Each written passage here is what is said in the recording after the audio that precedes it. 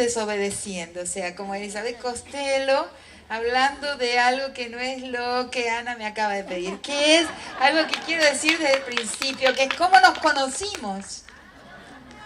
En 2000, hoy fui a buscar la fecha, en 2005. En 2005, Ana... Vos no eras tan famosa. No, ¿cuántos años? Hacen casi 20 años. Eso es lo bueno, nos conocimos cuando no éramos ni conocidas y vos famosa. Bueno, eso es algún malentendido, yo creo que es un malentendido sobre mi persona. Entonces Ana vivía en Brasilia. Eso nadie sabe. La gente dice, es lindo contar las cosas. Si una vida y lo que uno ha entendido de la vida no se puede decir como un cuento, no vale la pena. Porque es aburrido. Es aburrido. Y los cuentos son divertidos. Entonces, yo era profesora en la Universidad de Brasilia y feminista y colaboraba con una ONG feminista de allá. Y Ana estaba llegó como representante de UNIFEM.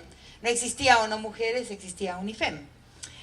Entonces, y yo siempre en esa situación de destierro y nostalgia por mi tierra, por mi país, que ahora finalmente acabo de resolver después de 40 años, ¿no?, de distancia, y por el norte, por mi Tilcara, por mi Tucuta, por mi quebrada de Humahuaca, o sea, siempre en esa lejanía, ese sentimiento de, en fin, de que estaba perdida para la historia, para el rumbo que mi vida iba a tener y tenía que haber tenido, y de repente por 40 años mi vida sale de ese rumbo, y yo, ¿cómo hago para reencontrar el camino de vuelta? Entonces, pero por una amiga, por Marlene, que me dice, tenemos que hacer, Marlene, una feminista brasilera, muy querida, muy amiga, es mi única gran amiga en Brasil que no fue mi alumna. Entonces, uy.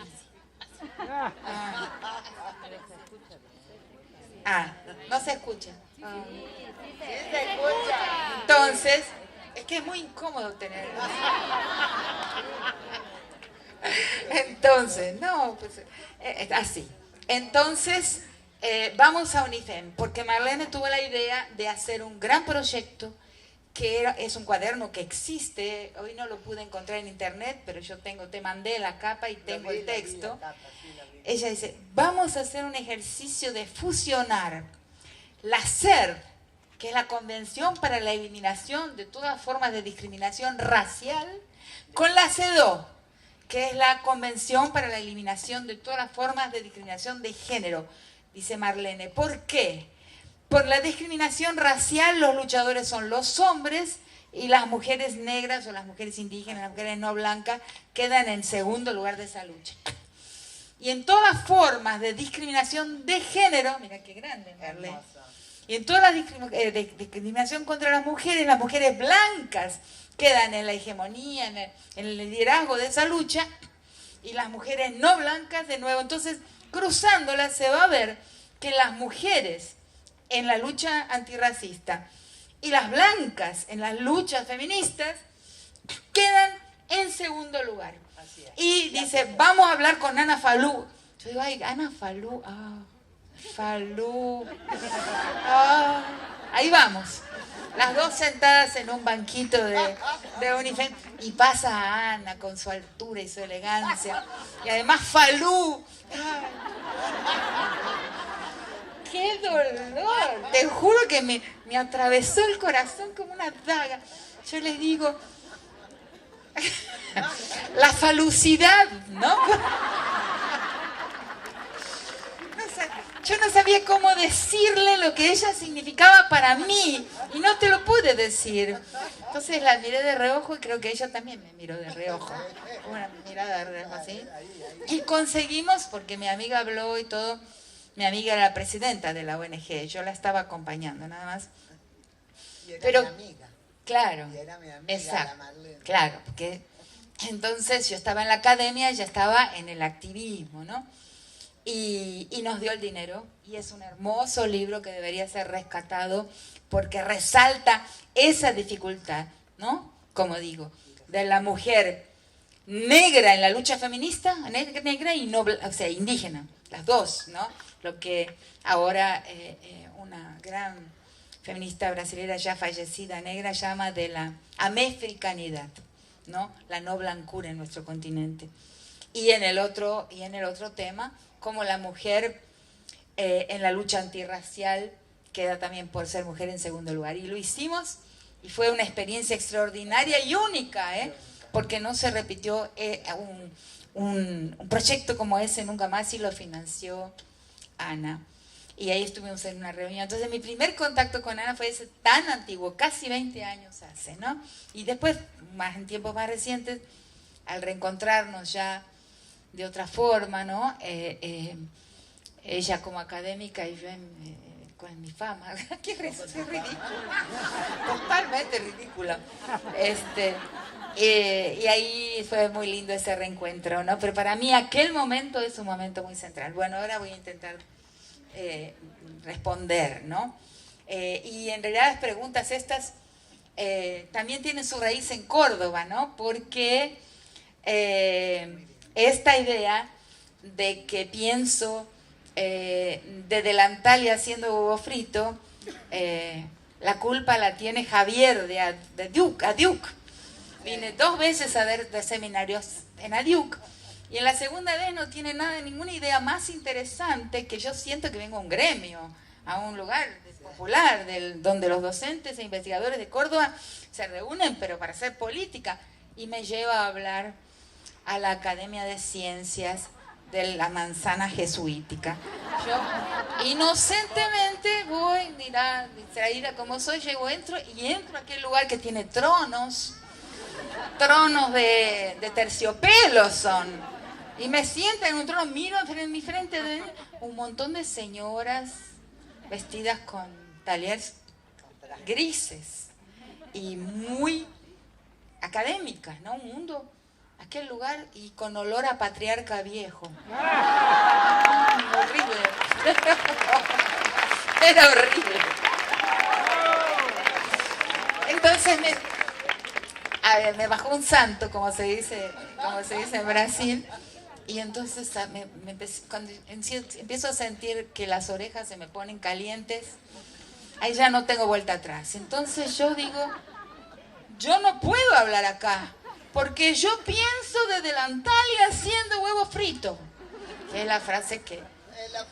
Y eso es una pista para mí misma. A partir de decir eso, a partir del momento en que lo digo, empiezo a ver qué quise decir ese santo, ¿no? Porque un escritor, un autor es una antena en realidad, ¿no? Por eso hay escritores malos, escritores buenos. Digo, gente, no es necesario, a veces hay gente mala que escribe bien, ¿sabes? Porque es como una antena. Esa frase me vino de algún lugar. Claro. Gente mala y escribe bien. Exacto. ¡Carga! Ahí es. ¿Por qué pienso delantal? ¿Por qué pienso que eso es importante decirlo en la universidad? ¿Y por qué de una manera, primeramente, en mis primeros años de docencia, fui 32 años profesora de la Universidad de Brasilia hasta jubilarme en 2017, y ahora soy emérita, pero todavía tengo alumnos que oriento y soy investigadora, pero como docente ya no tengo las mismas obligaciones. Y ahora tengo una cátedra en la Universidad de San Martín, en la UNSAM, ¿no? Pero, ¿por qué siento que es tan importante haberlo dicho de esa forma? ¿Y qué significa? Significa que intuitivamente en los primeros años yo empiezo a hablar en mi clase, en mis clases y después en las conferencias, siempre de la misma manera que hablo en la cocina de mi casa. Y después me voy dando cuenta que eso es una política. Primero fue como intuitiva, una forma de rebelión, de rebeldía, no pensada como rebeldía, pero una forma de quedarme cómoda conmigo misma, de siempre estar cómoda conmigo misma. Entonces, y luego adquirió un aspecto de politicidad, que es lo que llamo hoy de una política en clave femenina o una politicidad femenina. Nosotras tenemos que hacer una política que en primer lugar esté cómoda con nuestra manera de ser en la cocina.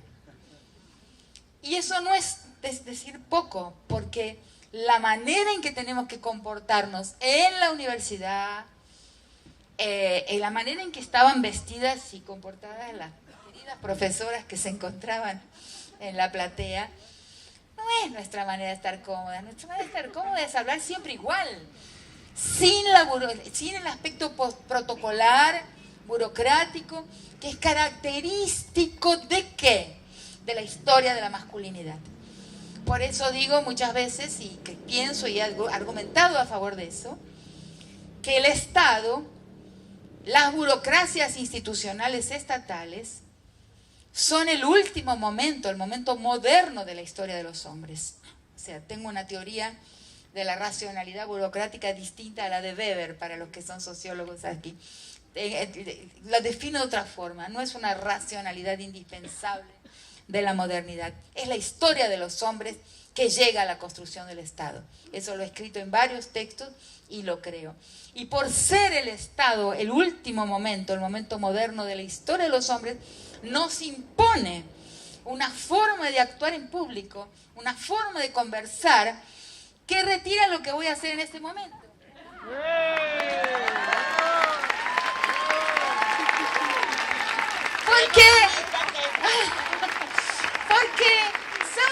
Porque es otra politicidad, porque debemos afirmar que se puede hacer en la política otras cosas, y eso es lo que significa pensar de delantal y haciendo huevo frito. ¿Quién me dice que no puedo pensar así? ¿De verdad que pienso yo? En el baño, por ejemplo. Entonces, esa inmediatez con la vida es una característica de una política. Y lo que estoy haciendo en estos últimos tiempos es buscar cuáles son las características de una politicidad, de un modo de gestión. ¿Qué quiere decir politicidad? Una manera de gestión, una inmediatez en la gestión de la vida, un pragmatismo no principialista, no principista en la gestión de la vida, que es lo que quise decir ese día. Entonces, pensar así, con comodidad, actuar, una gestión buena para mí, actúa con comodidad, sin eso protocolar que en realidad es de la historia de los hombres, la distancia. La distancia es parte de la historia de los hombres, la inmediatez, la proximidad, la capacidad de improvisar soluciones es de la historia de las mujeres. Y entonces a partir de ahí viene sí el omelette, o sea, ahí sí entra, no es que sea irracional, no estoy hablando de una emocionalidad irracional, estoy hablando de otra forma de gestión, otra racionalidad, otra manera de comportarse, otra tecnología de sociabilidad y otras tecnologías de politicidad.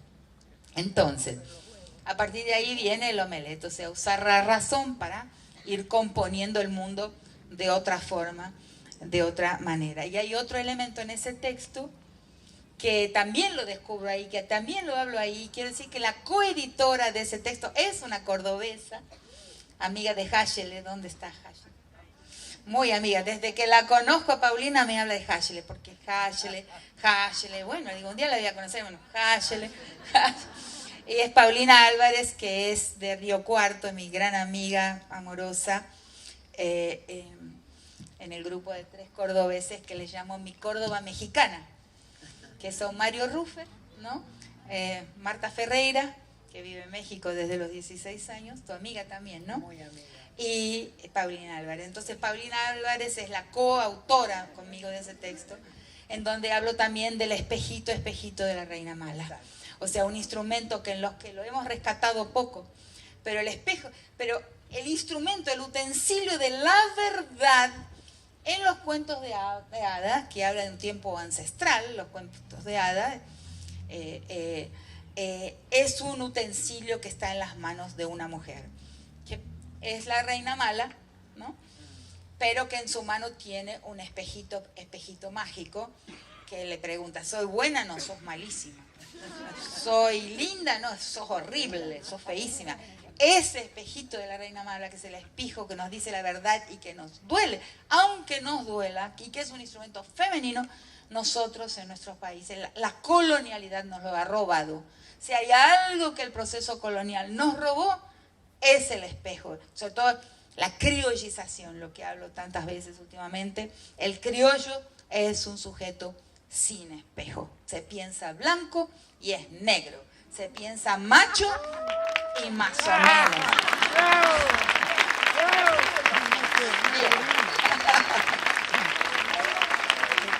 Y se piensa bueno y mata caballos en las gomas como Jesús María, que ya está pasando de castaño oscuro de que se acabe.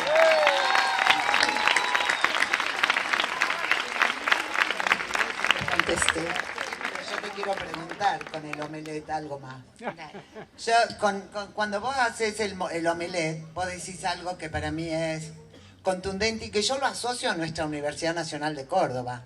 Vos contás de una profesora del Departamento de Antropología que dice, aquí en la universidad no hacemos caridad. Y yo, ¿saben en qué pienso? En cómo se expulsa gente en la Universidad Nacional de Córdoba. ¿Y saben de qué me acuerdo? Me acuerdo del primer año de arquitectura, cuando entran miles de chicos y los jefes de trabajos prácticos dicen, no, pero no puedo atender 60. Y la o el titular, tan patriarcales la una como el otro, dicen, no te preocupes que en agosto queda la mitad. O sea, la alegría de que en agosto se va la mitad de los chicos y las chicas que quieren estudiar. La falta de contención, la falta de tutoría, la falta de bibliotecas abiertas las 24 horas, la falta de comedor estudiantil, la falta de apoyo, de cobijo para que los chicos queden en la Universidad Nacional de Córdoba. Entonces yo quiero preguntarle a Rita en su omelette sobre la ley de cuota que ella impulsó junto con su compañero en la Universidad de Brasilia, que es un ejemplo de una acción de democratizar la universidad, ¿no? Entonces yo te preguntaría eso, Rita, pero también que creo que tiene que ver con esta razón pluralista, me cuesta esa palabra, me cuesta, ta, y el paralelismo con lo que nosotros podemos significar cuando decimos la universidad transversalizada por el feminismo, ¿no? Porque de pronto se me viene Virginia Vargas Valente, peruana, amiga, querida, la Gina, que dice, las puertas siempre están abiertas para el retroceso. ¿Qué hacemos? ¿Qué hacemos frente a esas puertas abiertas para el retroceso cuando queremos, no es cierto, caminar en esta universidad pública, gratuita, cogobernada y laica? ¿Cómo la hacemos más laica, más pública y más gratuita? Y menos retórica en estos sentidos, ¿no? Un poco eso. También la amnesia del origen, digo, porque ya se está oscureciendo. Y las tranqui panqui van a venir a cantar seguro. Ah, bueno. Claro, cuando Ana estaba hablando de los profesores que van a decir, bueno, se van a ir la mitad. ¿Y qué mitad es esa que se va a ir? Esa es, ¿qué es la mitad? ¿Cuáles son los factores de expulsión en una universidad, ¿no? Hay que mapearlos, ¿no? Están los materiales, por ejemplo, factores por los cuales personas que viven muy lejos de donde la universidad se encuentra. Nosotros nos enfrentamos con eso, a luchar por las acciones afirmativas en la Universidad Brasilera, que es una lucha que empieza por la Universidad de Brasilia, y después se extiende al país, las cuotas para estudiantes negros y formas de inclusión de los estudiantes indígenas, que empieza en 1998 en Brasilia con un caso de discriminación, pero luego eso nos obliga a un gran conocimiento sobre el tema, sobre los factores de expulsión, que están en dos momentos. El primer momento es el ingreso, el segundo momento es la permanencia. Entonces, en el momento de la permanencia, mapearlo es importantísimo para una gestión universitaria, mapear rigurosamente cuáles son los factores que impiden la permanencia, que son de todo tipo, son materiales y son psicológicos también, Porque los materiales son, por ejemplo, no poder pagarte el pasaje, el boleto de ómnibus para ir todos los días a la universidad. Es una realidad, no sé cómo será aquí en Córdoba, ¿no? El otro tema es cómo comer cuando estás fuera de tu casa, o sea, cuando estás en el espacio de la universidad. Pagar los apuntes. Pero el otro está en la discriminación en sala de aula, o sea, personas a veces inteligentísimas que vienen de una formación más deficiente por haber ido a escuelas más deficientes, pero que deben tener en la universidad un apoyo especial para que su inteligencia brille ahí. O sea, hay muchísima gente brillantísima desechada. Por ejemplo, mi impresión con la reacción espantosa que tuvimos cuando empezamos a hablar sobre la reserva de vagas de cupos, las cuotas que se llama en Brasil, el proyecto de cuotas, en la Universidad de Brasilia, en 1998, cuando el alumno es reprobado, o sea, primero vino la lucha por conseguir los créditos para ese estudiante, se llama el caso Ari, era un estudiante baiano, nordestino también, con un acento, gay también, que un profesor reprueba sumariamente. Empieza esa lucha, que no es la imitación de los Estados Unidos, que no es la imitación de otros procesos históricos muy distintos a los latinoamericanos, sino que surge de una raíz, yo le llamo parroquial, para enfatizar el hecho de que surge de un caso de discriminación en un departamento, que es el Departamento de Antropología de la Universidad de Brasilia. Muy curioso, pero es así, en donde todos los profesores van a quedar del lado del profesor y menos 2 profesores que quedamos del lado del alumno. Uno era el orientador del alumno y otra la directora del posgrado, que era yo, la coordinadora de la posgraduación, del posgrado. Entonces fue una lección de vida, entender eso. Y ahí paso a recoger una gran cantidad de mensajes de mucha gente que me va a mostrar qué camino de sufrimiento es el claustro universitario para mucha gente, muy especialmente la gente racializada. En nuestro país todavía la raza no la hemos nombrado. No, es una deuda pendiente del campo crítico de la Argentina y muy especialmente de Córdoba, lo siento, pero el código ¿cómo es? El código de faltas. El código de faltas es una deuda pendiente. La raza, nombrarla y entender qué es la raza. La raza es la marca en el cuerpo de una posición en la historia. No es nada más que eso y es muy complicado verla. No es. Por eso cambia la atribución racial a veces de región del país a otra región y cambia la atribución racial de un país a otro país. Una persona puede subir blanca en un avión y bajar negra en el país al que llega. Nos pasa a todos nosotros cuando llegamos a París. Atención. Subimos blancos, decimos, bajamos negro. Como Fanon. Somos todos Fanon. Entonces, la raza causa el ser mujer y el ser no blanco en las universidades tiene un onus, tiene dolores asociados, porque tiene esa subordinación. ¿Qué es el profesor? Yo lo siento, yo soy traidora de mi gremio. El profesor es un reyesuelo, o sea, alguien que quizás es un pobre tipo, un pobre diablo en su disciplina, que ha conseguido publicar muy poco y que no consiguió nunca atravesar la frontera norte-sur en sentido contrario, no consiguió ninguna influencia de sus ideas, ninguna influencia de sus conceptos, de su categoría, nada. Entra a la sala de aula, es un rey. Y ahí pone la bota, que es una forma de gozar de alguna gente. O sea, alguna gente goza con ese pequeño poder de tener la vida de unos jóvenes en sus manos. Abrir la tranquera o cerrar la tranquera para quien se le dé la gana. Y esa arbitrariedad, ese arbitrio es un gozo perverso que muchos de nuestros colegas tienen. Una buena gestión va a impedir eso.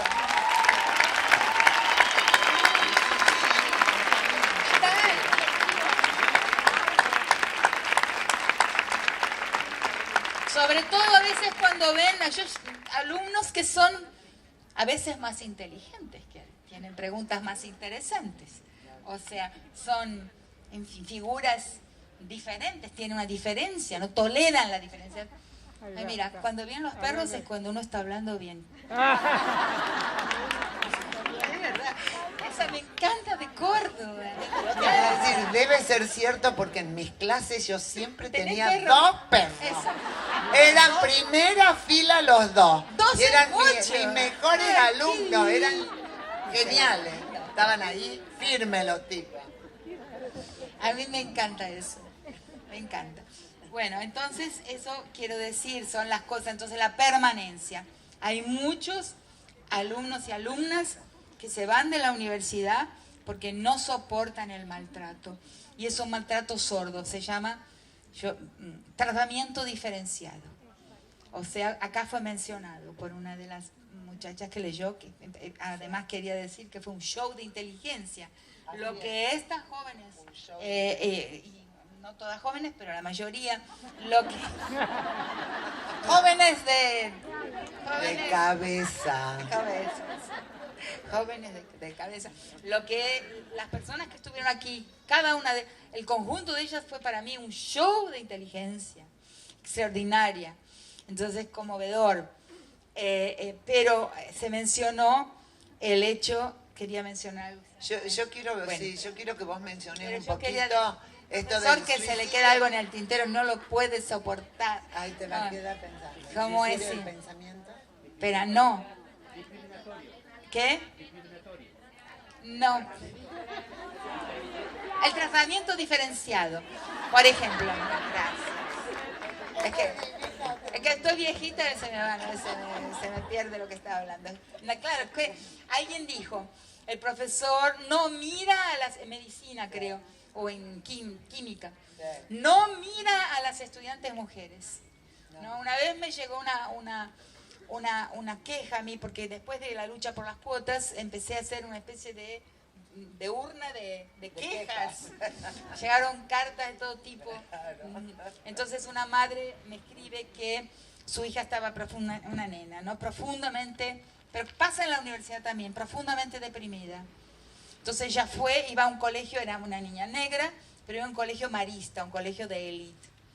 Entonces la acompañó hasta el colegio y la mamá se queda escondida atrás de la verja del colegio, espiando. Y ve que la nena entra, las niñas se organizan en las filas, ¿no? Y la maestra les va tocando la cabeza a todas y dando buen días, y a ella no. No le dice nada, no hay, o sea, no hay ahí algo que le dice, que la ofende, algo que simplemente la absoluta nulificación de la persona. Y acá fue dicho, los profesores no miran a las mujeres. O sea, entonces yo empecé a buscar el nombre y existe. Miran con otro sentido. Ahora las miran mal para inhibirlas. Claro. Le miran de arriba abajo, ¿no? Que es una mirada apropiadora, rapiñadora, ¿no? Que inhibe a las mujeres. Entonces, eso se trata, tiene un nombre en los derechos humanos, que se llama tratamiento diferenciado. Y es un tratamiento diferenciado porque a ella la va a tratar de una forma distinta a todas las otras personas. Entonces, hay que crear retóricas de acusación. Yo siempre digo, la ley no tiene vigencia hasta que las personas pueden ser jueces de lo que le pasa.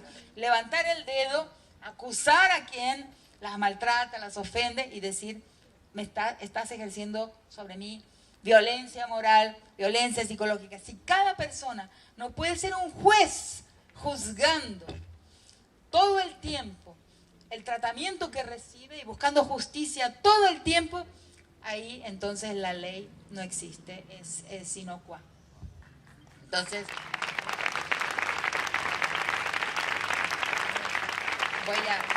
ahora voy a responder las otras, pero ya te aburriste, vos empezaste a ver. No, tengo que sacar una foto de esta platea. ¿Cómo me voy a aburrir? Es Broma. Es broma. Vos sabés que yo me quedo hasta el alba acá. La razón pluralista, entonces la ley de cuotas fue una gran lucha que muchos, en fin, muchos quieren retirarle a Brasilia la gloria en esa historia, pero de hecho empieza lo que la Corte Suprema de Brasil va a juzgar cuando le llega un pleito una causa contra las acciones afirmativas en la universidad, la Corte Suprema juzga Brasilia, que fue el lugar donde se inaugura la lucha dentro de una universidad por el acceso de los estudiantes negros e indígenas. Y entonces inmediatamente después nos encontramos con ese problema que es el de la permanencia y también el de los suicidios, porque la universidad es un medio blanco. Así como dije que el Estado es un medio masculino. No importa que pueda haber mujeres operando las instituciones estatales, pero como medio, la historia del Estado es la historia de la masculinidad. Las mujeres tenemos que hacer grandes adaptaciones, nos tenemos que burocratizar, tenemos que aprender formas de distancia, que algunas lo harán de una manera sin sentirlo, en dolor o incoloro, pero otras, más rebeldes, como en mi caso, no soportamos la pauta institucional, la forma institucional del comportamiento. Entonces, de la misma forma, ¿qué decía? De la misma forma, la universidad es blanca, es un medio blanco. Las tecnologías de sociabilidad que se imponen, les imponen a los estudiantes abandonar las formas que traen de sociabilidad y convivencia en sus medios originarios. Cómo es la vida en su medio original, deben reaprender, hay varios relatos sobre eso. Tienen que aprender formas de convivialidad que no son las suyas originarias, y eso es una equivocación, porque la universidad, porque no hay interculturalidad. Hay dos modelos de interculturalidad. Un modelo de interculturalidad es el que, por ejemplo, se gestionó y se implantó en los Estados Unidos, donde hay un Estado, una institución estatal que sobrevuela y tutorea la convivencia entre los Estados Unidos, ¿no? Los negros, los hispánicos, los vietnamitas, los chinos, allá. Y hay otra forma de comprender la interculturalidad, que es la mía, más radical, en que el que llega a la institución tiene que modificar la institución. La institución tiene que dejarse mirar por los ojos de ese otro que llega, no obligar a ese otro a modificarse, modificar su sentimentalidad, su emocionalidad y su forma y su tecnología de sociabilidad, sino que ese otro viene a enseñarle a la universidad cosas que son de su mundo originario. La ropa, todo, la corporalidad misma, ¿no? Entonces, eso es lo único capaz de garantizar la permanencia, porque mucha gente se va porque el ojo que los mira, el ojo del profesor, les duele. Las palabras, las mujeres también. Yo conozco los ejemplos de mi universidad, por ejemplo, un profesor de lógica diciendo que las mujeres no podrán ser buenas en lógica, o un profesor traduciendo al español, hablando de esa negrada, por ejemplo, ¿no? Claro, que son cosas que se escuchan en los claustros, se escuchan en las universidades, conceptos y maneras de hablar que duelen, que hieren, la gente se va, porque no soporta esa agresión moral y psicológica, o que espera que ese alumno, por su color y por su forma de ser, no podrá ser inteligente, y ese profesor no percibe que existe una gran diversidad de formas de inteligencia, porque no sabe escucharlo, porque no sabe escuchar esa inteligencia y lo que le viene a decir. Entonces creo que eso está todo por ser hecho. Las universidades en nuestro continente, ¿no?, están por repensar. Se necesitan urgentemente un espejito de la reina mala, y los profesores necesitan realmente no ejercer ese poderucho miserable que ejercen en la sala de aula, y que es simplemente un gozo perverso inmediato para sentir que son alguien. Porque en nuestro mundo es muy difícil ser alguien en el campo de las ideas. Yo te quiero preguntar sobre el olvido del origen, esto de la inclusión. No, esto que vos decís de la inclusión, de lo que nos acompaña, sí, pero no del estupidez, sino como las luchas, el olvido en las luchas de inclusión. ¿Sí? Sí. No, le estoy recordando una pregunta a la Rita. ¿Sí? Que es que me gustaría mucho que pudiéramos cerrar con este concepto que ella desarrolla, que llama la amnesia de origen, el olvido de las luchas de inclusión. Que yo digo que el triunfo del neoliberalismo plantea ese individualismo rampante que hace que la gente crea que todo comenzó con ella misma, ¿no? O con él mismo. Claro. Exacto. Nada, no le debe nada a nadie. Claro, claro. Bueno, lo voy a hablar desde la historia de la lucha por las cuotas en Brasil, pero primero necesito explicar qué significa pluralismo en mi vocabulario, que he estado hablando mucho y hablo bastante sobre el pluralismo, sin usar la idea de diversidad, que es más mansa, más disciplina. Lo diverso no es lo mismo que lo plural. No hay tiempo ahora para explicarlo, sería una clasecita que la vamos a ver en su momento. Cuando seamos autoridades. Cuando seamos autoridades vendremos a explicarla. Vamos a hacer un curso con la Rita Cerrato. Diversidad, pluralismo, binarismo. Vamos a hacer un curso de diversidad, pluralismo y dualidad, binarismo. Y dualidad, binarismo, romper la hegemonía esa, ¿sí? Bueno, pero entonces lo plural es un concepto muy radical. ¿Qué significa? La diversidad de los deseos, la diversidad de los proyectos históricos, el pluralismo histórico. Los diversos pueblos que habitan en nuestros territorios, ¿no? Tienen sus proyectos históricos de continuar como pueblos y se dirigen a metas de felicidad y de buena vida, de buen vivir, que son propias, ¿no? No es el proyecto multicultural, mi pluralismo es radical. O sea, el multiculturalismo, ¿por qué es diferente? Porque el momento multicultural presume que lo que todo el mundo quiere es lo mismo. O sea, entonces divide la torta. Es una división de la torta en una élite de mujeres, una élite LGBTI, cuca, más. El más es lo más interesante porque hay tantas sexualidades como personas en realidad. Muy bien. Como ya decía Julia Kristeva, que la última meta es ser quien uno es, ¿no? Entonces, el pluralismo, digamos, es radical porque permite, el multiculturalismo no es suficientemente radical porque presume que todo el mundo quiere un pedazo de la torta, y lo que va a hacer es dividir una torta por las identidades minorizadas, que es otro error espantoso, la aceptación de la minorización, pero no hay tiempo hoy para hablar de eso.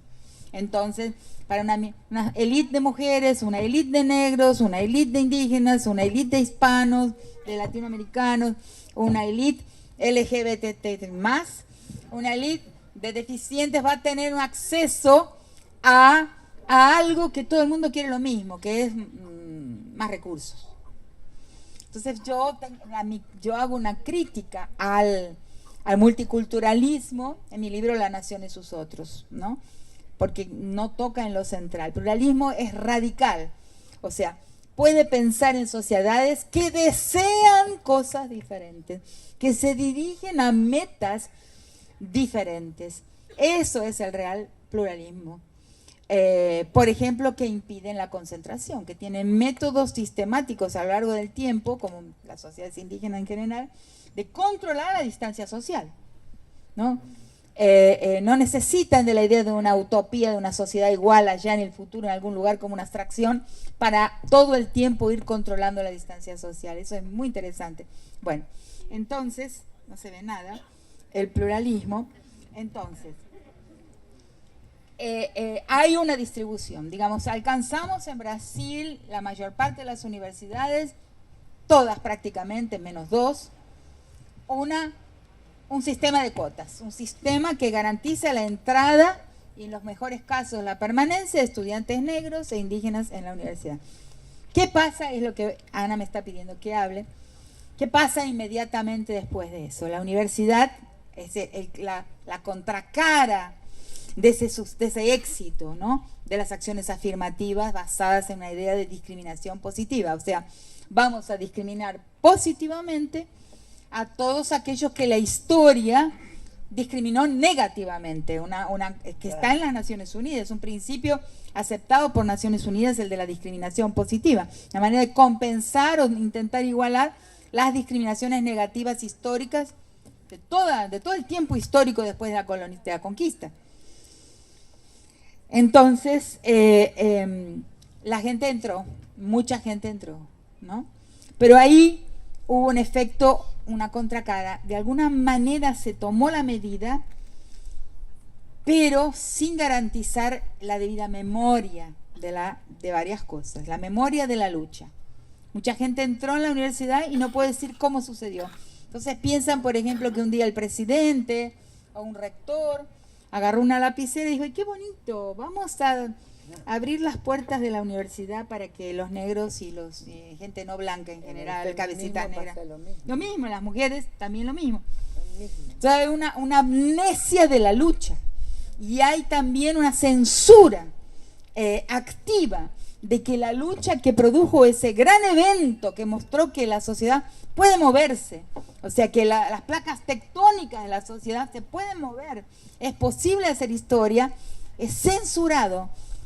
Y ahí me acuerdo de la historia que contó una estudiante nuestra que hizo trabajo de campo en circo, y contó lo siguiente: en la época en que había elefantes en los circos, la única manera de garantizar que el elefante no se iba a levantar la carpa entera y todas las jaulas, porque el elefante tiene más fuerza que cualquiera de las formas de encadenamiento y captura que un circo puede ofrecer.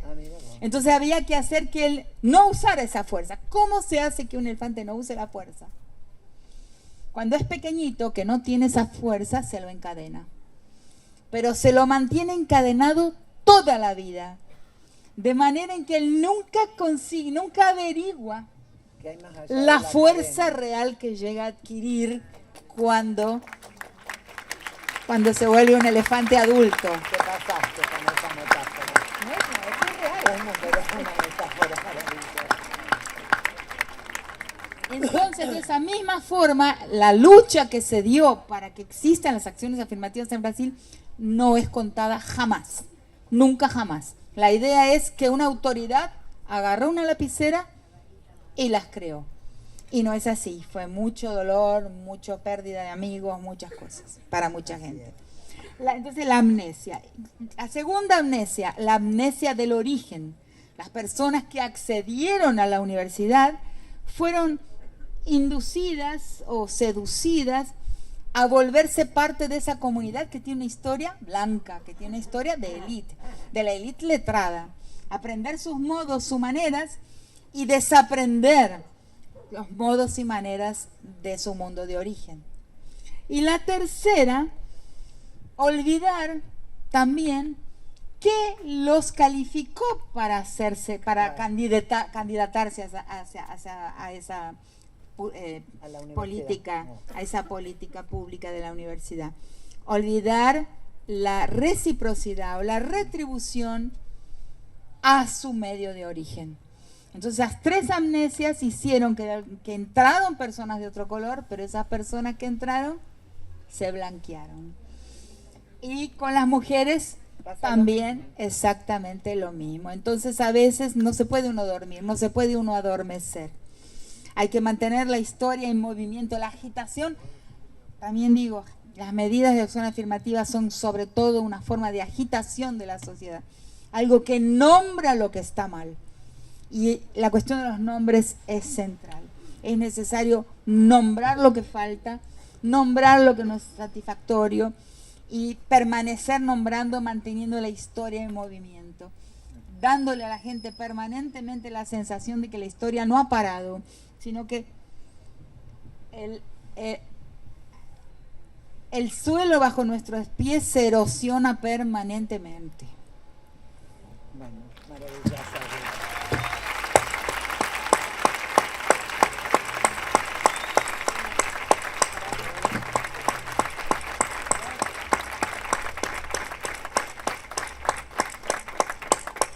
Me están pidiendo que haga unos anuncios, así que yo, gracias Rita, te quiero. Bueno, yo también te quiero un montón. Yo también te quiero.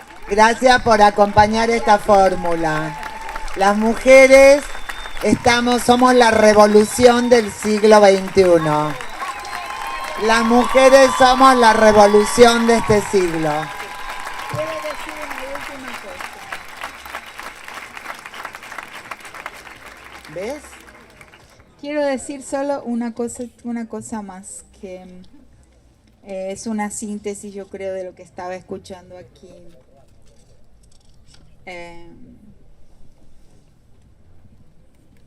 Es solamente a partir del feminismo que se puede comprender de forma cabal lo que es una democracia. Solo la experiencia feminista puede entender qué es y de qué se trata una democracia. La elección democrática es feminista. O sea, no es posible encontrar una elección cabal de democracia tan cabal, tan completa como la que el feminismo da. ¡Wow!